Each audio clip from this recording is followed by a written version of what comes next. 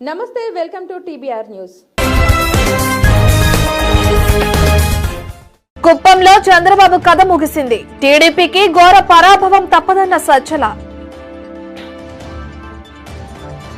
కుప్పం ప్రజలను అనేక ప్రలోభాలకు గురిచేశారు. దొంగ ఓట్లకు పాల్పడ్డారంటూ టీడీపీ నేత అమర్నాథ్ రెడ్డి విమర్శ. అయ్యన్న నోరు అదుపులో పెట్టుకో, మాజీ మంత్రికి ఎమ్మెల్యే ఉమాశంకర్ హెచ్చరిక. కిలిమంజారో పర్వతాన్ని అధిరోహించిన 13 ఏళ్ల బాలిక, సాహసోపేత అనుభవమన్న హస్వి. ఇక డీటెయిల్స్ చూస్తే, కుప్పంలో చంద్రబాబు కథ ముగిసిందని వైసీపీ రాష్ట్ర ప్రధాన కార్యదర్శి, ప్రభుత్వ సలహాదారు సజ్జల రామకృష్ణారెడ్డి అన్నారు. కుప్పం నగర పంచాయతీ ఎన్నికల్లో తెలుగుదేశం పార్టీకి ఘోర పరాజయం ఎదురుకానుందని తెలిపారు. అందుకే ఆ పార్టీ అధ్యక్షుడు చంద్రబాబు నాయుడు సాకులు వెతుక్కుంటూ రాష్ట్ర ప్రభుత్వంపై అబండాలు వేస్తున్నారని మండిపడ్డారు.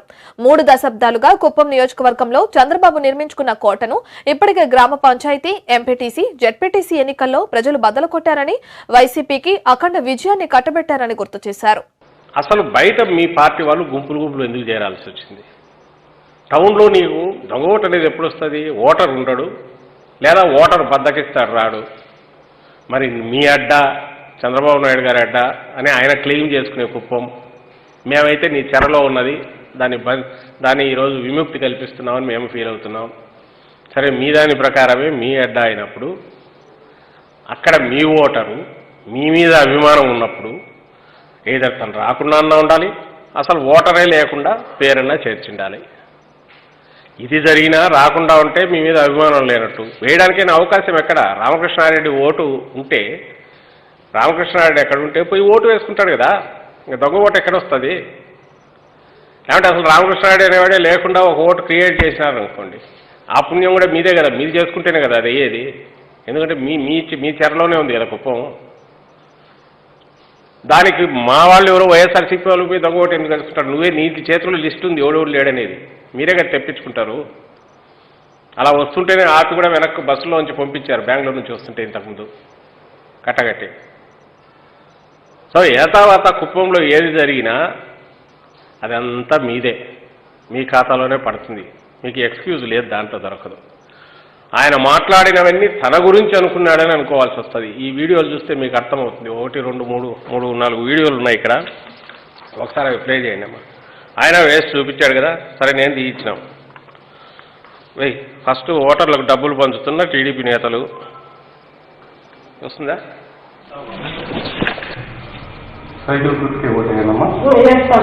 తర్వాత స్థానికేతరులను కుప్పంకు తీసుకొచ్చిన టీడీపీ నేతలు ఓటేదో క్లిప్పింగ్ ఉంది.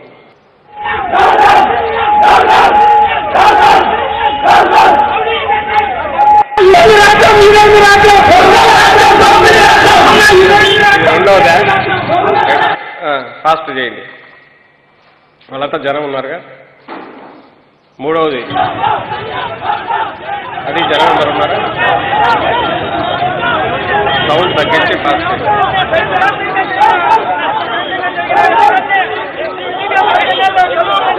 జనం కనపడుతున్నారుగా.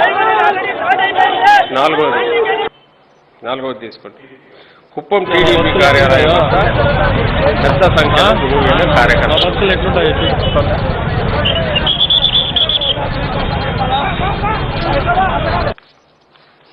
అయిపోయింది కదా. ఇప్పుడు 2-3 ప్రశ్నలు నేను ఇంతకుముందు వేసిన వాటికి తోడుగా, ఓటర్లకు డబ్బు పంచుతున్న టీడీపీ నేతలు చూశారు, మరి చేసింది ఎవరు? నువ్వు. తర్వాత ఈరోజు లాస్ట్ మిగిలినవి అంతంతమంది జనం, 100ల మంది బయట ప్రాంతాల నుంచి టీడీపీ కార్యకర్తలను ఎందుకు తీసుకురావాల్సి వచ్చింది? 37,000 మంది ఓటర్లలో మీ ఓటర్లు మెజారిటీ ఉంటే శుభ్రంగా వాళ్ళు వెళ్ళి బూతులోకి వెళ్ళి ఓటు వేసి రావచ్చు. నేను ఇంతకుముందు అన్నట్టు దొంగ ఓట్లు అనేవి ఎక్కడి నుంచి వస్తాయి? పేరు మనిషి లేకుండా క్రియేట్ చేస్తే దొంగ ఓటు, లేకుండా అతను బద్దకించి పోకపోతే ఎవడన్నా అతని ప్లేస్లో వేసిపోతే దొంగ ఓటు. ఇందులో దొంగ ఓట్లకు అవకాశం ఎక్కడుంది? కుప్పంలో ఎలక్షన్స్ జరిగిన విధానంపై జగన్ ప్రభుత్వానికి గిన్నిస్ బుక్ రికార్డు ఇవ్వాలంటూ మాజీ మంత్రి అమర్నాథ్ రెడ్డి విమర్శలు చేశారు. వైసీపీ నేతలు భారీగా ఓటర్లను ప్రలోభాలకు గురిచేశారంటూ ఆరోపించారు. మెప్మా అధికారులను వాడుకుని దొంగ ఓట్లు వేయించారని విమర్శించారు. వైసీపీ ఎన్ని జిమిక్కులు చేసినా కుప్పంలో టీడీపీ గెలుపు ఖాయమని అమర్నాథ్ రెడ్డి ధీమా వ్యక్తం చేశారు.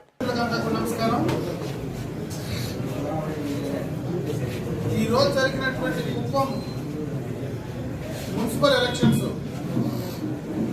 నిజంగా కూడా గిన్నీస్ బుక్ లో అంటే వరల్డ్ రికార్డ్ ఏదైనా పెట్టుంటే జగన్మోహన్ రెడ్డి గారికి అవార్డు ఇచ్చే విధంగా ప్రయత్నం చేశారు. అంటే మంచి పనులు కాదు. ఏ రకంగా ఎలక్షన్స్ మ్యానిపులేట్ చేయాలా, మజిల్ పవర్ ఎట్లా ఉపయోగించాలా, మనీ పవర్ ఎట్లా ఉపయోగించాలా, అధికారాన్ని ఎట్లా వాడుకోవాలా అనే దానిపైన ఆయన గిన్నీస్ రికార్డ్ ఇవ్వచ్చు. అంటే మేము ఎప్పుడు చూడలే. ఈరోజు ఎలక్షన్స్ లో ఈ రకంగా కూడా చేసే అవకాశం ఉంటుంది, ఈ రకంగా చేస్తారని మేము ఊహించను కూడా లేదు. అందరూ ప్రశాంతంగా ఉండేటువంటి కుప్పం ప్రాంతంలో ఇటువంటి ఎన్నికలు ఎప్పుడూ చూడలేదు, ఊహించడం లేదు, మేము అనుకోను లేదు. అంటే ఎన్ని రకాలుగా బయట నుంచి ఓటర్లు, అంటే కుప్పంలో ఓటర్లు ఉండాలి, బయట జిల్లాలో ఉండే ఓటర్లంతా మేము ఎప్పుడు అంబులెన్స్ లో ఓటర్లు తరలించింది చూడలే, ప్రైవేట్ బస్సులు ఆర్టీసీ బస్సుల్లో తరలించింది చూడలే, కార్లు, బస్సులు, వ్యాన్లు, ట్రైన్లు అన్నింటిలో కూడా బయట నుంచి ఓటర్లు తరలించారు. నిజంగా కూడా చంద్రబాబు నాయుడు గారు అప్పుడు ముప్పై ఇంకా ఎయిర్పోర్ట్ లాస్ట్ లో పెట్టలే, వచ్చింది ఆల్మోస్ట్. ఆ ఎయిర్పోర్ట్ కానీ ఉంటే ఆ ఎయిర్పోర్ట్ లో కూడా తెచ్చింటారు. ఓడరావు కానీ ఉంటే ఓడల్లో కూడా వీడికి ఓటర్లు తరలించే కార్యక్రమాన్ని చేసింటారు జగన్మోహన్ రెడ్డి గారు, ఈ జిల్లాలో ఉండేటువంటి మంత్రి రామచంద్రారెడ్డి గారు. అంటే బయట నుంచి ఓటర్లు తీసుకొచ్చి దొంగ నడిచినట్టుంటుంది. మామూలుగా దొంగతనం చేసేవాడు ఏం చేస్తాడు, వాడే దొంగ నడుస్తాడు. మా మహిళా కార్యకర్తలు పెట్టుకునేది మా వాళ్ళ, వాళ్ళు పట్టుకున్నారా? మీరు కూడా మీడియాలో చూశారు కదా, మొత్తం పోలేదు కదా, మొత్తం అంతా కూడా. అరే మొత్తం బస్సుల్లో తీస్తే మేము అపోజిషన్ లో ఉండి, ప్రతిపక్షంలో ఉండి మేమేస్తామా? అధికారాన్ని మమ్మల్ని లోపలికి రానియకుండా గంటకి అరెస్ట్ చేస్తా ఉంటే కుప్పంలో తెలుగుదేశం పార్టీ ఖచ్చితంగా కూడా మేము గెలవబోతున్నాం. ఈ రోజు ఎన్ని ప్రలోభాలు చేసినా, ఎంత డబ్బులు ఇచ్చినా, ఏం చేసినా ఈ రోజు తెలుగుదేశం పార్టీ పరంగా కూడా మేము ఖచ్చితంగా కూడా గెలుస్తున్నాం. ఈ రోజు తెలుగుదేశం పార్టీ నాయకులు, కార్యకర్తలు మొత్తం కూడా బ్రహ్మాండంగా కూడా నిలబడి ఈ రోజు ఈ యొక్క వైఎస్ఆర్ కాంగ్రెస్ పార్టీ దౌర్జన్యాల్ని ఎదుర్కొనే ప్రయత్నం చేస్తున్నాం. కుప్పం నుంచినే ఈ రోజు రాష్ట్రానికి మొదలు కాబోతా ఉంది. వైఎస్ఆర్ కాంగ్రెస్ పార్టీ పతనానికి ఇదే నాంది కాబోతా ఉందని చెప్పి తెలియజేస్తున్నాం. అయ్యన్న పాత్రుడు నోరు అదుపులో పెట్టుకోవాలని నర్సీపట్నం ఎమ్మెల్యే ఉమాశంకర్ గణేష్ హెచ్చరించారు. సీఎం జగన్, విజయసాయిరెడ్డిలపై అయ్యన్న చేసిన విమర్శలపై ఎమ్మెల్యే తీవ్ర స్థాయిలో మండిపడ్డారు. మతిలేని మాటలు మాట్లాడుతున్నారంటూ దుయ్యబట్టారు. అందరికీ నమస్కారం అండి. నిన్న మాజీ మంత్రి, తెలుగుదేశం పార్టీ నాయకుడు అయ్యన్న పాత్రుడు మాకవరపాలెం మండలం బేయంబోయినపాలెంలో జరుగుతున్న ఎంపీటీసీ ఎన్నికల ప్రచారంలో పాల్గొని చాలా విమర్శలు చేసిన సంగతి మనం కూడా చూసాం. అందులో ముఖ్యంగా ఏమంటాడంటే, స్థానిక ఎమ్మెల్యేకు ఆకు తెలియదు, పువ్వు తెలియదు అని చెప్పి కామెంట్ చేయడం జరిగింది. మరి మీ ద్వారా అయ్యన్న పాత్రుడికి తెలియపరిచేది ఏంటంటే, మందు ఎక్కువై మతి లేని మాటలు మాట్లాడుతున్న తాగబోతే అయ్యన్న పాత్రుడికే మరి ఆకు తెలియదు, పువ్వు తెలియదు అని చెప్పి మీ ద్వారా తెలియపరచడం జరుగుతుంది. అసలు అయ్యన్న పాత్రుడు ఒకటే అంటున్నాను, అసలు నేను ఎందుకు వెళ్ళావు ప్రచారానికి వెళ్ళి ఏం మాట్లాడావు? అసలు ఒక్కటైనా ప్రచారంలో ఓటు అడిగావా? మీ గుర్తు చెప్పావా? కేవలం ఏదో విధంగా బురద జల్లాలనే ఉద్దేశంతో మందు తాగేసి ఊగుతూ కేవలం మద్యం ధరల గురించి మాట్లాడావు. అసలు ఒకటే అంటున్నాను నేను అయ్యన్న పాత్రుడిని, అసలు మద్యం గురించి మాట్లాడే అర్హత నీకు ఉందా అని చెప్పి అడుగుతున్నాను. ఎందుకంటే ఇక్కడే ఉన్న తాళపాలెంలో నీ మద్యం ఫ్యాక్టరీలో మద్యం తయారు చేస్తున్న నువ్వు మద్యం గురించి మాట్లాడటం సిగ్గుగా లేదని చెప్పి మరి మీ ద్వారా మరి తెలియపరచడం జరుగుతుంది.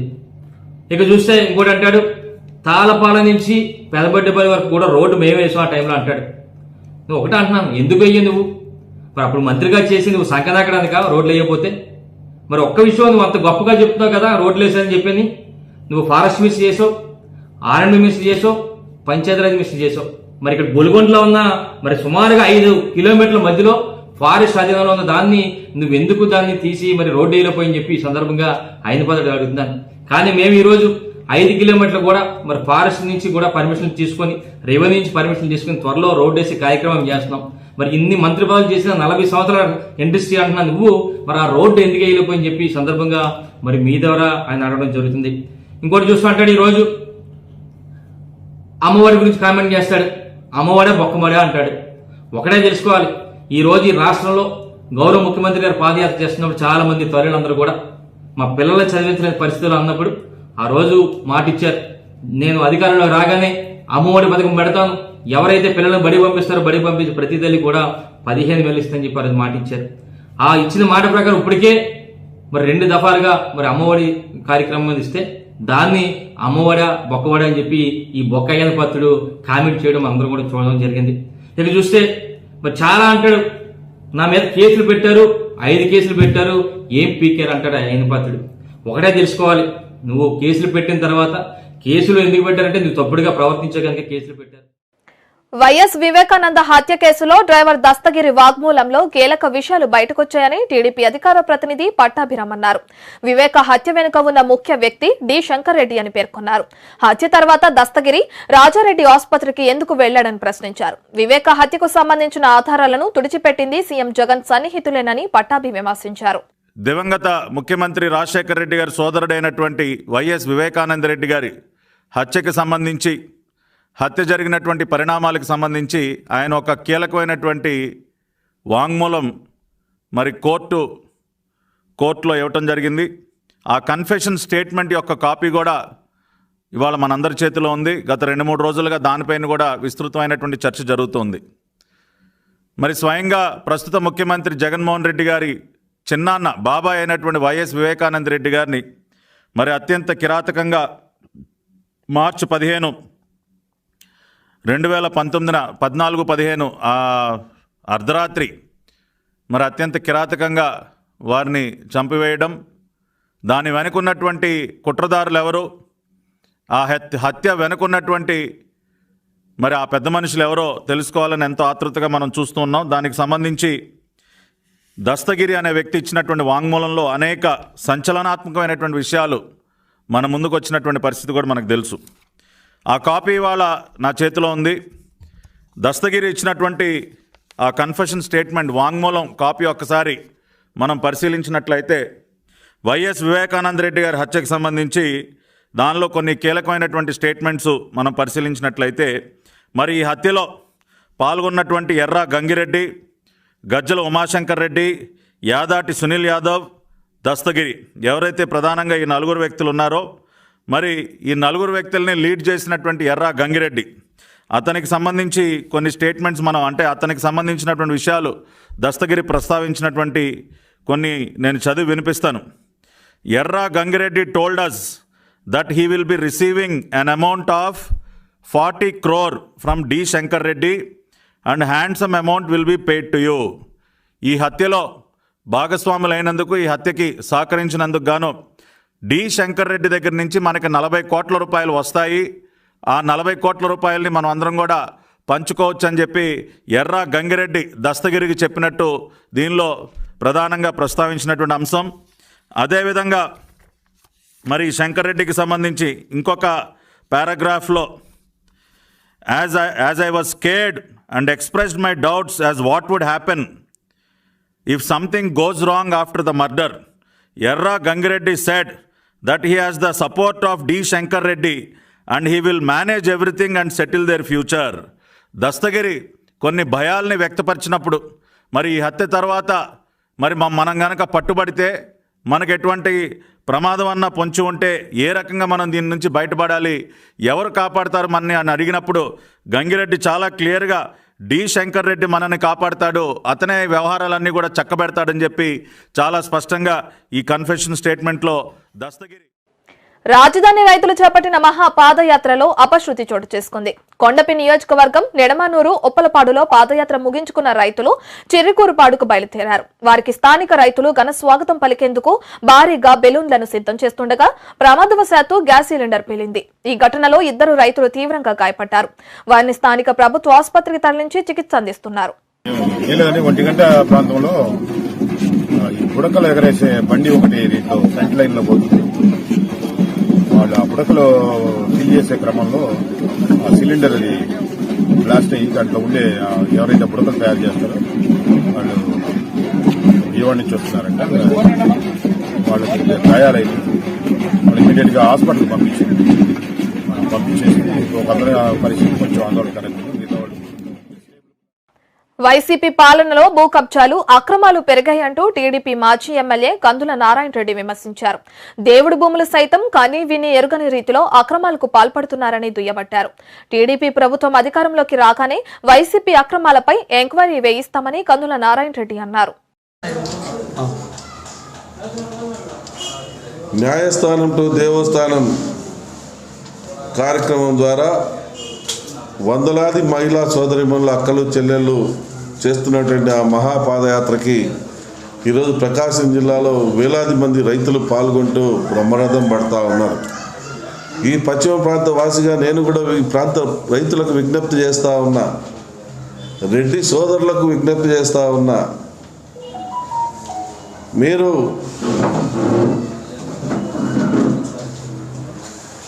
పార్టీలకు వంక పెట్టుకుని పార్టీల ముసుగులో ఉండి ఇబ్బందులు పెడుతున్నటువంటి వారి మాటలను నమ్మవద్దు. మన పిల్లల భవిష్యత్తులు బాగుండాలన్న ఉద్దేశంతో చేస్తున్నటువంటి ఆ అమరావతిని మనమందరం కాపాడుకోవాల్సిన బాధ్యత ఉంది. హైదరాబాద్ను ఏ రకంగా అయితే మనం కాపాడుకున్నామో, ఏ రకంగా అయితే డెవలప్ చేసుకున్నామో అదే పరిస్థితి ఈరోజు అమరావతికి రాబోతూ ఉంది. కాబట్టి రాజకీయ పార్టీల ముసుగులో మీరు తల దూర్చవద్దని, ఏదైతే ఈరోజు అమరావతి రాజధాని